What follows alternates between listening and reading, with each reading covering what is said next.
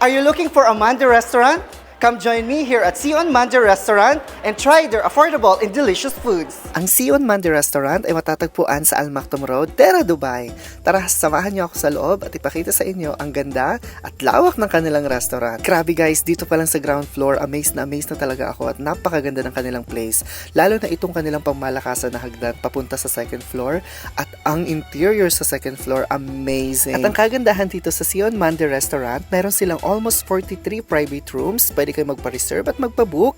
Ito ay isa sa kanilang private room. Napakaganda. At meron din silang floor seating private room na good for family and friends. Kita nyo naman, napakalawak. Pwede kang tumambling dyan. Charot. Tara, samahan nyo naman kami dito sa may labas. Pwede din kayo magpa-reserve at magpa-book dito sa kanilang floor seating area.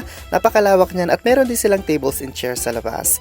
Ito na pala yung ating food for today, ang ating appetizers. At isa-isa na rin nilang nilapag ang ating mga foods for today's video. Ayan, meron silang fish, chicken, and mutton meals na sulit sa inyong babayaran. Excited na ako dito sa kanilang mutton honey ribs. Gusto ko na rin tikman ang fish fillet, chicken okda, at ang napakalaking bread. At syempre, kunafa for dessert. Ay guys, grabe, sabaw pa lang, lasap mo na ang sarap.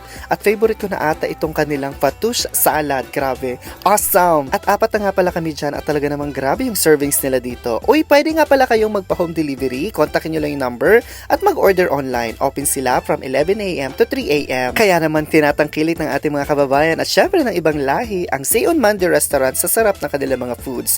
So hanggang dito na lang muna mga kaibigan. See you guys on my next vlog and visit na kayo sa Sion Mande Restaurant. Bye!